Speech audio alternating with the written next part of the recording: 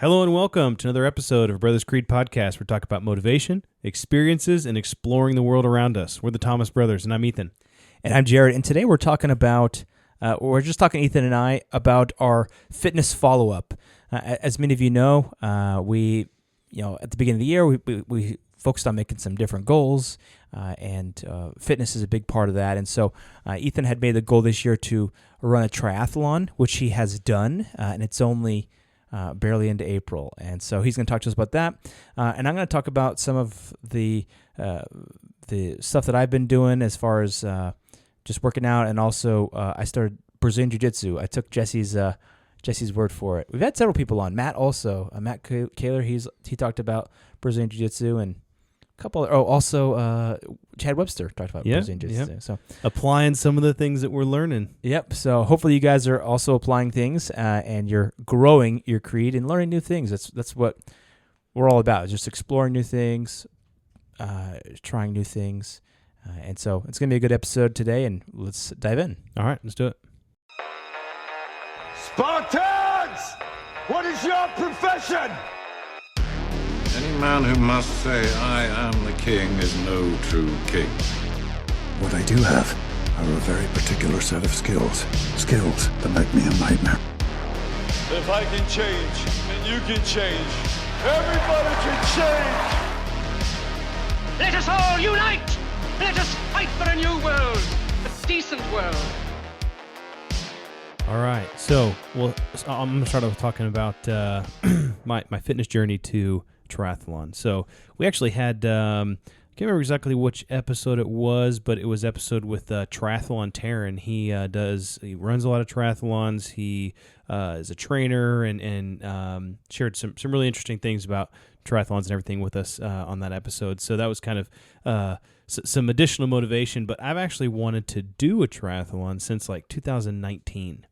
I kind of got the bug and was like, well, that's the year that I had the herniated disc. I had a ruptured disc, and then two herniated discs in my lower back, and I was out, Cripple. I was bad. I mean, it was really bad. They wanted to do back surgery, but I ended up backing out of it because I didn't feel right. I didn't feel right about it, and I just wasn't ready for it. And then it took about a good year for me to recover from that, just naturally with stretching, and then your body will naturally absorb some of that disc material that was pushed, that was basically squeezed out from the vertebrae and pushing on the different nerves in your back. That was issue that I was having. So my body naturally healed itself from that. But then right after that, 2020.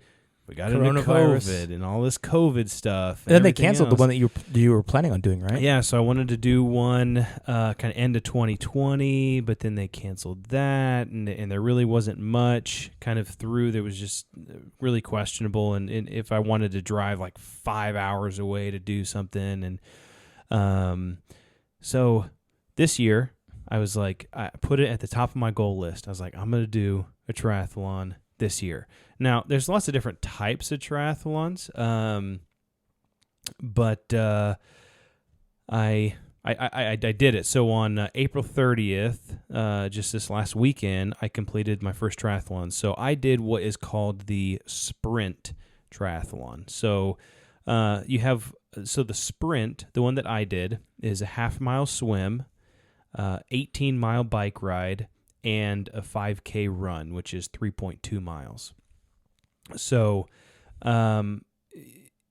you have what's called a super sprint, which is even shorter than that, which is like very, very short. It's like a super sprint? I would think that would be longer. Yeah, well, it's called a super sprint, and it's like a quarter of a mile swim, like a 8-mile bike ride, and then like a mile run. So it's just even shorter. Straight out. You need that down like 30 minutes. Yeah, I mean, you could pound that out very, very quickly.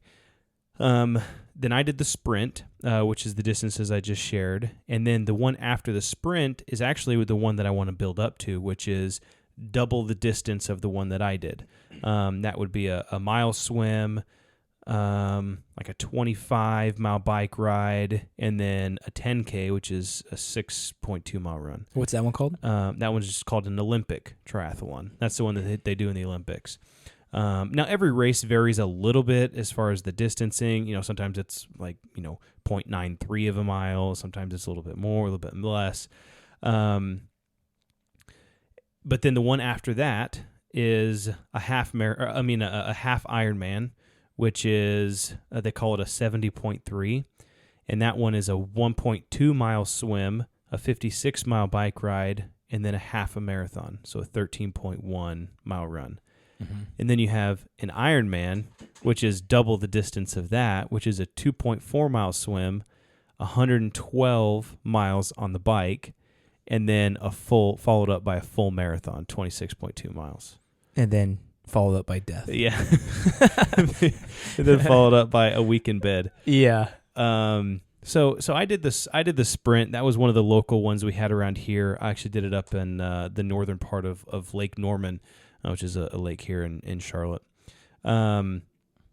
So I signed up for this in early February, and I was kind of hesitant. I was like, oh, I don't know, and my wife was just like, just do it. You wanted to do it. Just do it. And so I was like, all right, I pushed the button.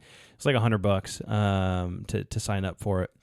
But then I was like, okay, I've got, all of February, all of March, and all of April. So I had 3 months, 2.5 months from when I signed up to, let's say, get in shape, right? Get prepared, because I was... Cue the Rocky music. Yeah, seriously. So I would say throughout COVID, and even before COVID, I was kind of ticking up on the scales. I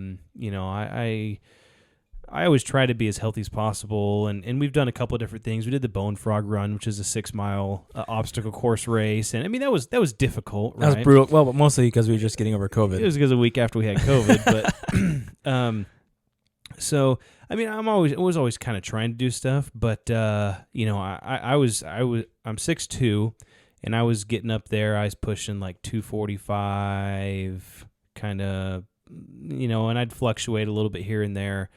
And so my goal wasn't particularly to lose weight, but I was like, hey, I'm going to do this, and I want to train for this. So I looked at a bunch of different stuff on how the best way to train for a triathlon. And really I had been, for most of this year, since January, one of my New Year's resolutions was to, be more active and walk and run and different things, especially in the mornings, before work.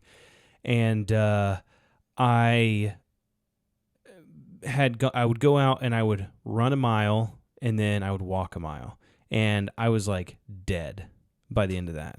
I was just like, oh man, if I ran more than a mile, my legs would just be killing me. They'd be burning my ankles and my calves, and I was just like, I feel like I keep running, but my legs are just killing me. And so I kind of broke it into 3 different categories, right? Monday through Saturday, I had a swim, bike, and run, which is the order of operations for the triathlon. Swimming, I felt pretty confident with it. It was only a half-mile swim, and I went to scout camp. I did the mile swim. I got the mile swim badge. I was like, I'll be all right.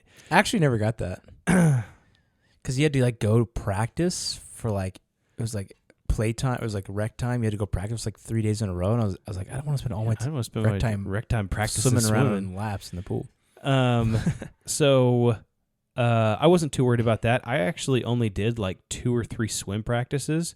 I went out to a local lake here and swam a third of a mile out and a third of a mile back, and was timed myself and everything. And I felt pretty confident with it. Obviously, the hardest thing with the swim actually was just getting down my cadence, because whenever you go to the pool and you're swimming, you don't really pay attention to how you're swimming, because you don't swim any really sort of distance. And so the first time I went out, I was just balls to the wall. I was like, ah, and I was trying to swim as fast as I could, and I was all out of whack, and I'd go for 15 seconds, and I'd have to stop and doggy paddle. And just kind of but then once I kind of found that rhythm, once I found my cadence, and I was able to, I did some research into breathing. A lot of times whenever you're swimming long distance, people tend to hold their breath, And so they will they'll take a deep breath, right? And then they'll start swimming, put their face in the water and start swimming, and they'll just hold all that air in. And your body is converting oxygen and releasing carbon dioxide in your body. And then if you're not breathing that out, that carbon dioxide out, then you'll have a buildup in your body. And that's a lot of times what makes you feel so fatigued is that you're not breathing, you're not pushing that air out, which I thought was really interesting. So whenever your face is in the water, you're blowing that air out, not crazily forcefully or whatever, but you're breathing it all out. And then when you go for another breath, you're refilling everything with the full. You're not just turning your head and then breathing out and then breathing in. And gasp it, or breathing it all out, trying to gasp it all in one thing. And so you're breathing it out while you're in the water, while your face is down, and then all you have to do is just turn your head and breathe it in, and then go back to it and breathe it out as you're swimming. And that really helped me in kind of getting that cadence together.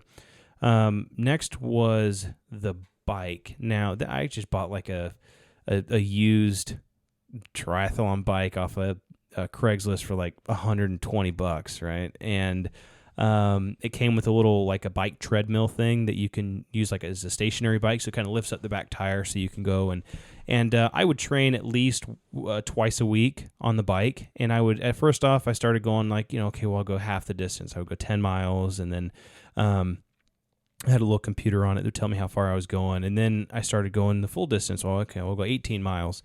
And then about 3 weeks before the race, I decided to actually like go out on the road and try it.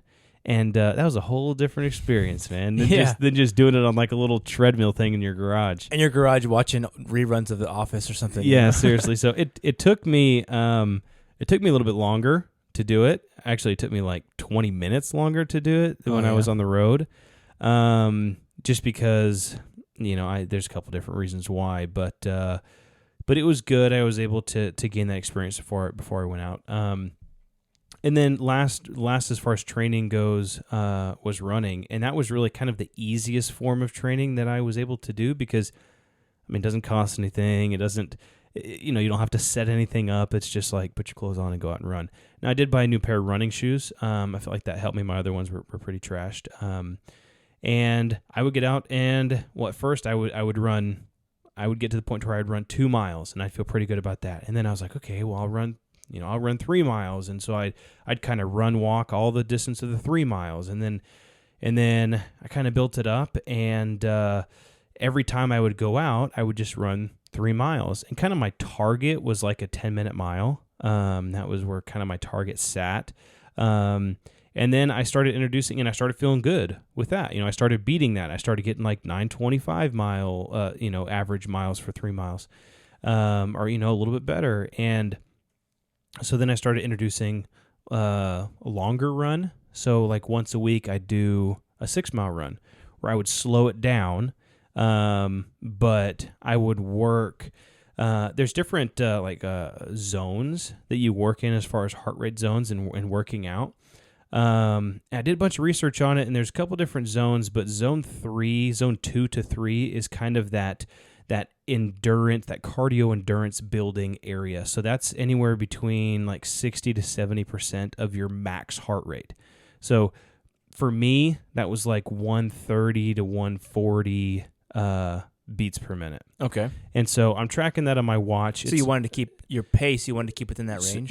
So you want to keep your heart rate, you want to stick with a pace that you can go for an extended period of time, but that your heart rate is not going above that. Because if it goes above that, if it goes up into the 160s, and then you're just getting more fatigued, it's harder to breathe, and you can't go as long. So if you keep it a little bit lower, then you can go further distance. And I think that actually really helped me just to get used to the running more. 6 miles is not a ton, but for me, I'd never run 6 miles before. Yeah. And then whenever I'd go out and I'd run 3 miles, I'd be like, oh man, this is even quicker, And so, and I've actually really enjoyed it. At first I started, when I'd go out and run, maybe, I don't know if you do this too, but it's like, oh, wait, I used to do this. It's like, I'm going to go out and run. It's like when in my mind, when I go out and run, is I'm going to run a mile as fast as I can. Yeah. And it's just like, that's what I'm going to do. It's like, oh yeah, that's like the ultimate level of, measure of fitness is how fast can you run a mile. Yeah. And also I'll pound out a 7:30 mile or a 7-minute mile, and I'd be like, exhausted. I'd be like, yeah, Yeah. and it's just like, oh, that was 7 minutes and you're done. Yeah. I would do that quite a bit. In fact, I had like a bunch of goals. I got down to like a 650. I think a couple of years ago, I got down to a 630 mile. That's quick. That's good. And I was like super jazzed about that. But, I was just on a treadmill. I was going super fast. And so for me, kind of slowing it down and realizing I haven't run just a single mile in a while. Mm-hmm. And I actually, I'm going to, now that I've kind of done the triathlon thing, I want to do kind of a mile test to see how fast I can run just 1 mile. But just slowing it down and extending the time period was really beneficial and helpful for me. So getting into it, actual race day. So on the race day, I got there at like 6. Actually, no, I got there at like 6:30 or so. The race started at 8. But it was really cool. The atmosphere was awesome, and everybody, you go and you put your bike on the rack, and you get your little transition area set up, and then we got on our wetsuits, and it was out on like this state park on the lake, and so it had a big beach area where we started from, and there was about 250 people that ran the race, and they did 3 starts, so they did a staggered start. They split the group into 3 people according to like your age and your ability and whatever else. So I was in the first group. There's about maybe 50 to 75 of us that went all at once, and we were all standing on the beach, and it was kind of cool because my wife and kids and actually my parents were there too, cheering me on, and it's just kind of that build up. Everybody's standing there by the water, and then they blow the horn, and it was just like, and so 75 people go running right to the water, and you're kind of elbow and elbow with all these people, and then you're running in, you're diving into the water, and it's like you're laying on top of people, and people are kicking you, and you're kicking people, and you're swimming, and that part was really cool because you don't really get that in training, right? And so. For the first minute or so, it's really tight, and everybody's just trying to like kind of grapple for find their space, find their space and where they're going. And so, I got to a point to where I was able to, some people took off, and then some people were lagging behind. So I really enjoyed the swim. Whenever I got out of the water, I was probably in the top. I'd say maybe 20% that came out of the water first. And I did wear a wetsuit. The water was like 60 degrees or something like that. So it was a little bit chilly. Plus the wetsuit just helped with some buoyancy and stuff like that. But I got out of the water, and then you run up the area to where your bike is, and then you put your stuff on for the bike. And did you have your shoes on? Put your shoes on when you went up to the bike? No, so my shoes and everything were at the bike, so you kind of had to run. It was probably 70 yards up this little path area through this grass to where your bikes were, and so you were just barefoot. Yeah. So, and then you got to dry your feet off at the bike. Yeah, so I had a towel, took my wetsuit off. I had some compression shorts on. I just put my bike shorts on, and then my shoes, and then went. And did you wear a shirt? So I did. Yeah, I did wear a shirt on the bike in the run, and so started going. It was 18 miles on the bike, and it was kind of funny because I felt pretty good. I got out in front of out of the swim in front of like 80% of the rest of the people that went, and I was feeling pretty good about that. But then I was on the bike, and I got probably 2 miles into the bike, and people started passing me. And man, what I will say is some of these people have some fancy bikes. I was looking into some of these bikes, and they could be like, some of these guys that do this professionally, you could be like $10,000, $15,000, $20,000 bikes. Dang. That are like so futuristic looking, and they're geared so perfectly and everything else, and they're smooth. And I'm like, I got my Craigslist bike. You got your Huffy bike. Yeah, I got my mountain bike here. No. And so I'm pedaling, and I'm not too worried about everyone, people passing me. I'm not racing against them particularly. I was kind of racing against me, right? Yeah. I just wanted to prove myself that I could do it, and I was pushing myself hard. But there's people that started passing me, and then we get to some of these hills. There was some big downhills, but whenever there's big downhills, there's gonna be big uphills. Yeah. And so, I'm going up these hills. I'm in the highest gear, the easiest gear on the bike, and I'm having to stand up, and I'm like pushing hard. And these other guys, they're just kind of, it just looks like they're just sitting on a cloud, just barely pedaling their feet, and they're just like right up this hill. Like, I'm like, yes, I don't know. I don't know if it's the bike. I mean, or obviously they're quads, trained, like, or they got like mammoth quads. There was one guy that pulled out in front of me. One of his legs was about as thick as my waist, and I was just like, "Oh man, that guy's legs are huge." But it was so much fun. So the bike took the longest. The bike took me it took me an hour and 12 minutes for the bike. And came in on the bike and hopped off the bike. My legs were a little wobbly after 18 miles, and so got to the run and racked my bike and then started off on the run. I was feeling pretty good, but so I started running. I had my watch and I was keeping my pace and everything, and I actually did pass quite a few people that had passed me on the bike. I passed them whenever I was running. And so ran through it, and I would say the longest portion was the bike. That was probably the hardest portion, just I guess mentally, right? But whenever I got to the run, you're just tired, you're beat, your legs hurt, and you're like, okay, I got 3 miles ahead of me. And I came in, my whole goal was to do the triathlon in under 2 hours. That was my goal, to come across the finish line in under 2 hours.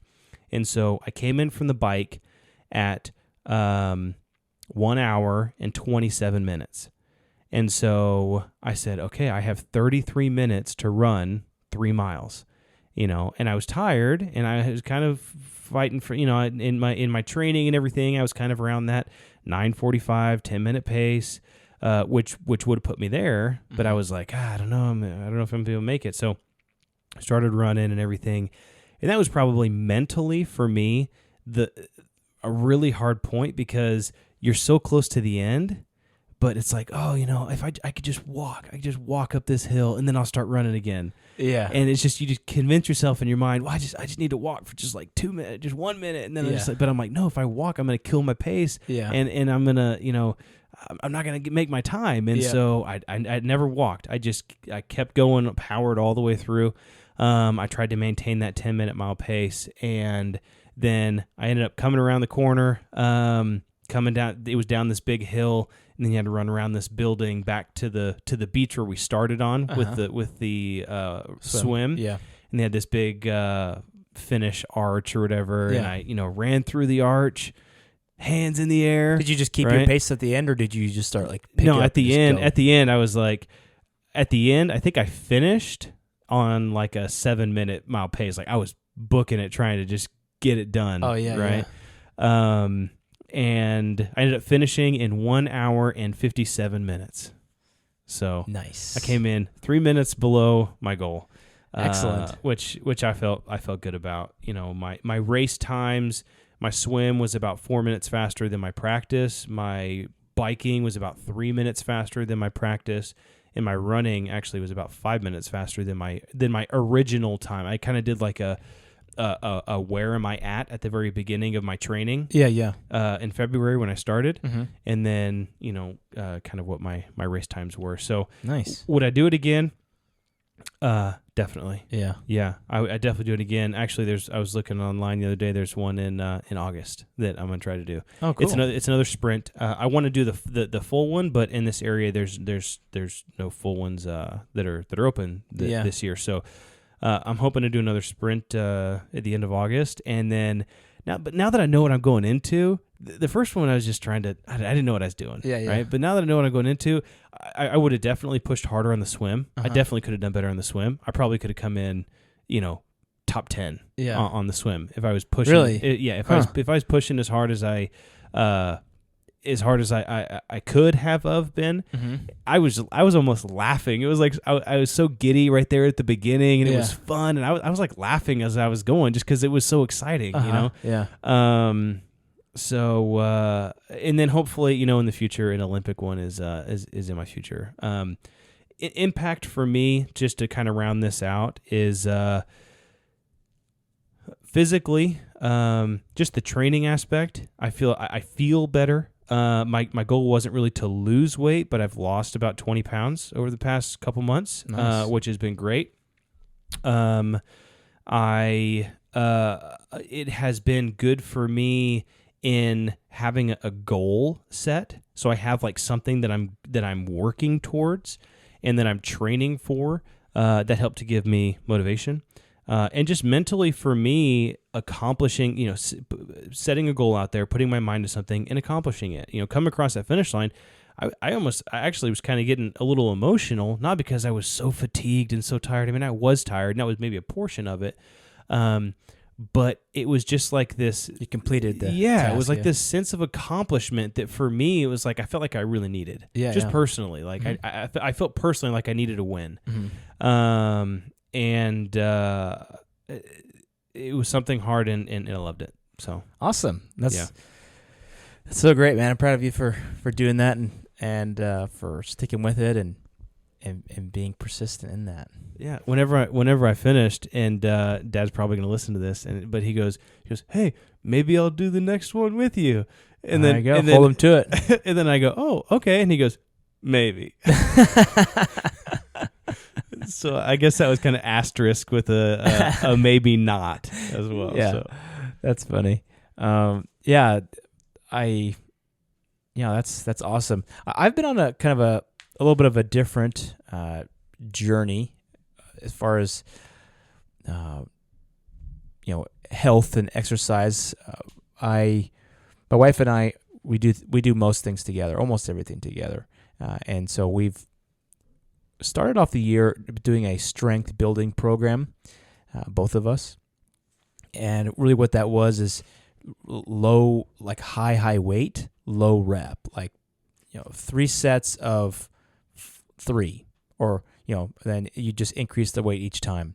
And so doing like really heavy lifting, that's what really builds your strength. And then we went into next, and phase that we're into now, and that was kind of our bulk. So we were bulking up, and we were eating more calories than just to fuel our body. Yeah. But now we're doing a cut, so like a caloric deficit, and then we are doing just what they call hypertrophy. So it's high number of reps. So you're doing like 15 reps, 5 sets of 15 or 4 sets of 10. Which you have to do lighter weight. So you have to do lighter weight, and then the shorter rest times. So when we were doing strength building, some of those rest times were like 5 minutes between sets. Because if you're pushing, if you're deadlifting, like, well, for me it was like, I think I had maxed out at my deadlift. It was like 320 or something like that. And so when you're trying to get there, you have to take meaningful breaks.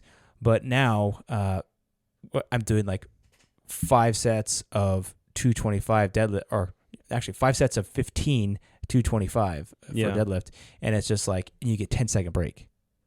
That's a lot. It's a lot and quick. Yeah, so it's just like, and it's so fast. And then on top of that, so we're doing all that. My program I do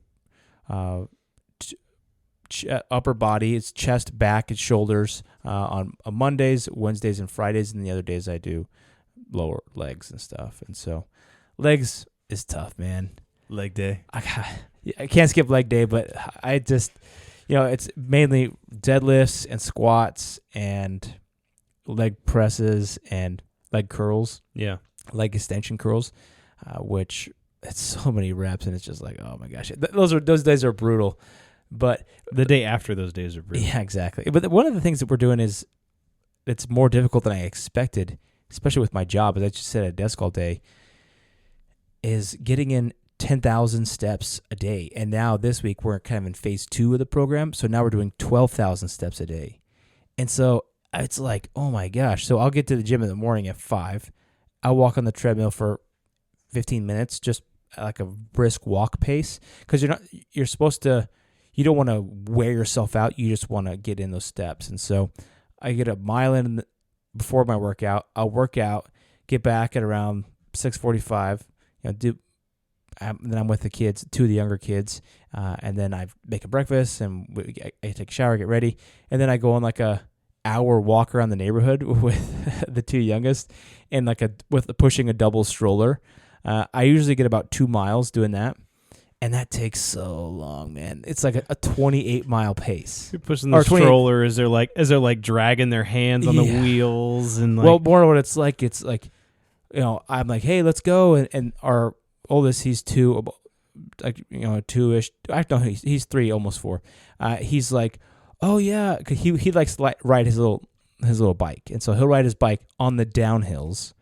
But then on the uphills, he's like, I can't do it. So then I have to load him up in the double stroller, and then I have to put his bike in there, and then I have to put his helmet in there because he always wants to take his helmet off. And then I push him up the hill, and then we go down this one street, and there's a place where there's honeysuckles on the side of the road. He's like, I want to taste the honeysuckles. So I go and I open up one of the honeysuckle flowers, and he tastes the nectar. And I'm like, oh, there you go. Okay, let's keep going. And so the other day, it was like, I looked down on my watch, and it was like, that was a 28-minute mile pace of both of those miles. I'm like, dang it. So if I can get a 22-minute mile pace doing this whole thing, it's pretty good, actually. Build memories, though. And it's up and down hills, too. Yeah. Because there's a big hill in our neighborhood, so I got to go up and down and back. And then, so that's actually been pretty difficult because I'm walking in the morning and working out hardcore in the morning, and then I'm going oftentimes to walk around the neighborhood at lunch with Shannon, and that's an hour. And then, sometimes in the evening, I still got to go walk. In fact, let me think right now. I'm at 9,680 steps, 5 miles I've walked today. Still short a little bit. I have not gone that far today. And so it's tough, man. Like, that's been the most difficult part. But that's a time commitment. Yeah, it is. Especially when you're like, well, what am I going to do? Like, I have all this other stuff to do. But luckily, I've been listening to books. I finished my book for the month of March, which was Jordan Peterson's 12 Rules for Life. Yeah. And then I'm listening to a book called 1776, which is really good. That was actually one thing I was going to say, but I got distracted when I was telling about my stuff. When I first started, and typically when I would run, I'd listen to music. I'm like, oh, you listen to like some kind of hardcore music, right? Rock music to pump me up or whatever. But after about 3 weeks, 2 weeks of that, I just got bored. I would get bored when I'd run, or I'd go on like a 45-minute or an hour run. I would get bored. Yeah. And so I completely transitioned to that. I started listening to podcasts. Started listening to books. I just finished kind of a historical book on the presidents. It's called the Presidents That Failed, and it was kind of like all about like weird stuff from all the different presidents and different stories and stuff. It's really cool. I'm actually about halfway through 1984 right now. Oh, cool! Nice. By George Orwell, and I'm also reading another one, and so it was interesting, that dynamic of just kind of got away from the music and more went into like learning. Yeah. The thing is that with listening to books, I usually listen to it on 1.5 to 1.8 speed. Oh, yeah. It's like Jordan Peterson's book, man, he's like dropping philosophical nuggets on you, and you're just like, oh, that's interesting. I think about that. And then it's like, onto something else. I typically do 1.25 because like if it goes too fast, I feel like I'm not soaking it up. But like the 1776 one, that's just a story, and I don't feel like I have to like soak it in, but like it's like really interesting. Oh, that was cool. Or talking about the battle between Washington and Boston and how they're all setting up all these stuff. It's really good. But also another thing that I've been doing as kind of part of my fitness journey is I started doing Brazilian Jujitsu, and it's been a lot of fun. I started with my 2 older boys in February, I believe. We came in and said, "Hey, man, I'm ready to do this," and put these 2 boys in the class too. So they've got a kids class. They got 2 different kids classes, and the kids go earlier in the day, and then I go in the evenings. Typically Mondays, Wednesdays, and then sometimes I'll go on either a Friday or a Saturday. But they've got classes almost every day of the week, and it's a lot of fun. At first, the way that I was wrestling, so they call it rolling, not necessarily wrestling, but first time I roll with somebody, it's just like I was trying to use all my strength, and I think that's what a lot of noob white belts do. It's like a noob thing where you you have no technique, so you just overcompensate with your strength. And I just finished a strength program, so I was pretty strong. And actually, it's surprising. There's a lot of littler guys who do Brazilian Jiu-Jitsu, and it's interesting. My coach, one of my coaches, he is 135 pounds. Isn't that crazy? And so I went up against him the other day, and I was just like, hey, this was like a couple weeks ago. I was like, hey, let's roll together. And he's like, yeah. And it was just so easy to move him around, especially when I'm using my strength. And I've never beat anybody and felt so embarrassed in my life. So I got him.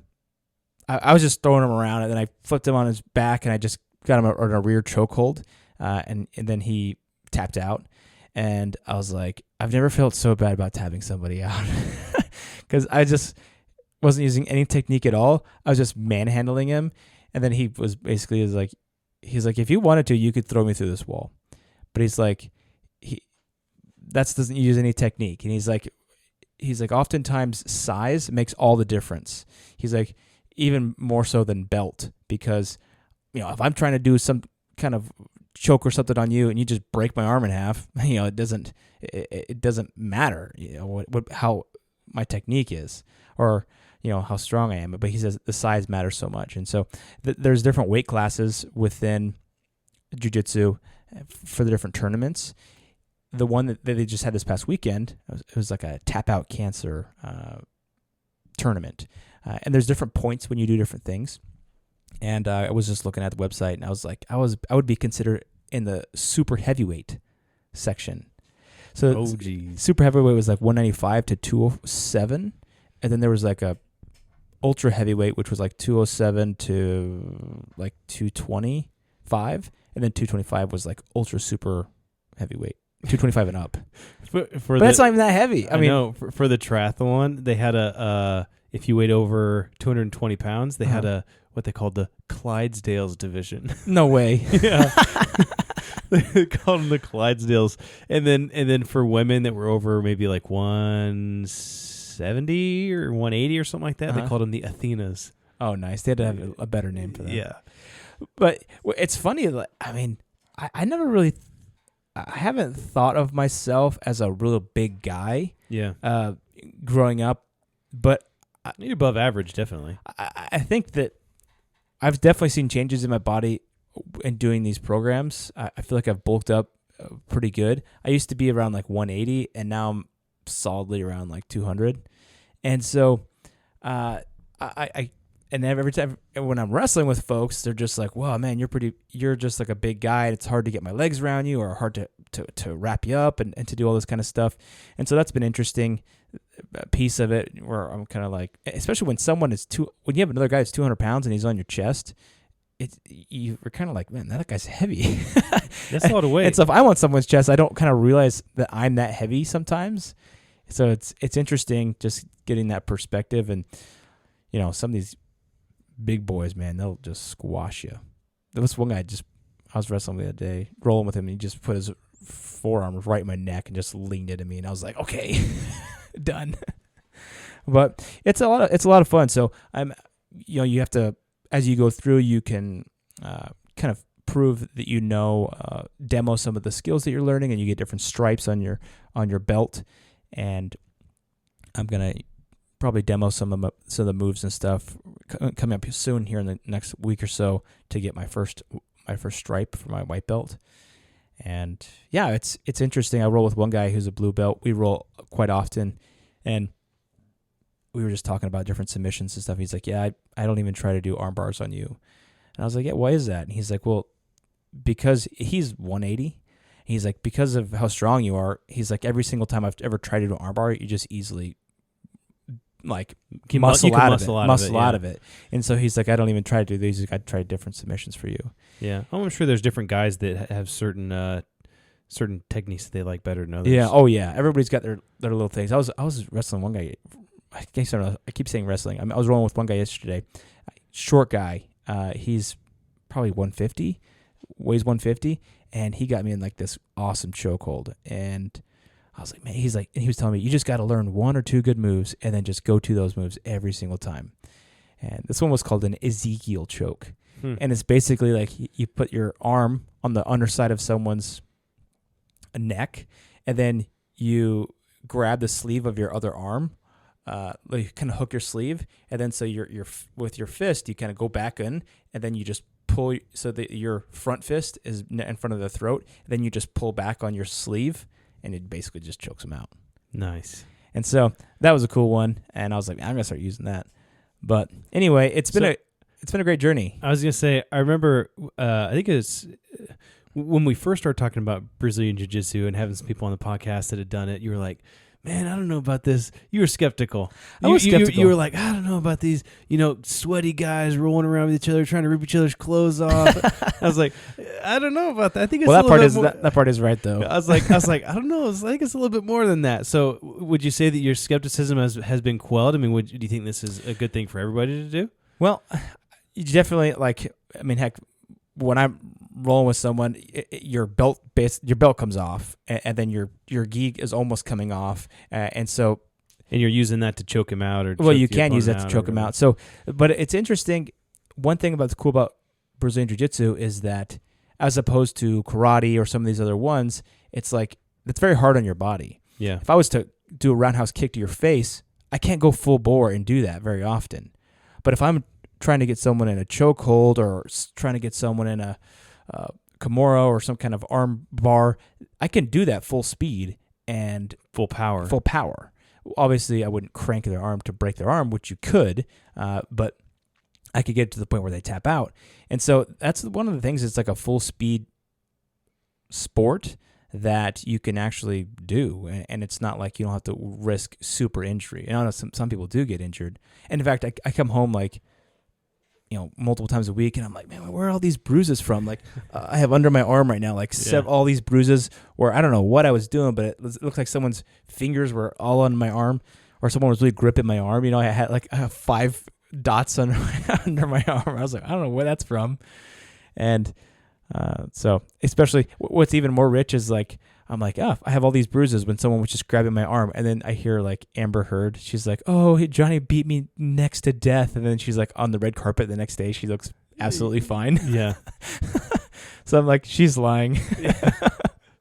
Well, I think it's awesome. I think it's awesome you're doing it. I think it's awesome that your boy's doing it too. They kind of get a little bit of that exposure. And I don't know. I that's definitely something that I want to make part of my journey. Do you feel like it has maybe given you some confidence in the realm of, I don't want to say fighting, but yeah. Do you feel more capable, and if you had to grapple with someone that you're like, oh yeah, I could definitely handle myself, versus like before you wouldn't know what you were doing. Yeah.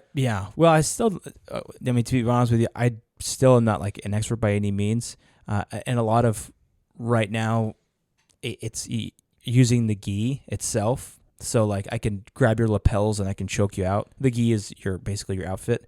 So there's a lot of different things like that where if I was in a street fight and I grabbed your t-shirt, I couldn't choke you out with your t-shirt unless you had a hoodie on or something. Yeah. Because there's a hoodie choke. But yeah, I do feel more confident, and I'm excited to become more confident. They do no-gi, as Jesse had mentioned, which is more just wrestling. But yeah, I think I do. I practice my moves on these kiddos. Occasionally, I'll practice a move on Shannon if she lets me. There you go. So, but that's when we're rolling in bed. No, that's wrestling. Oh yeah, that's wrestling. You call that wrestling. So at least that's what we tell the kids.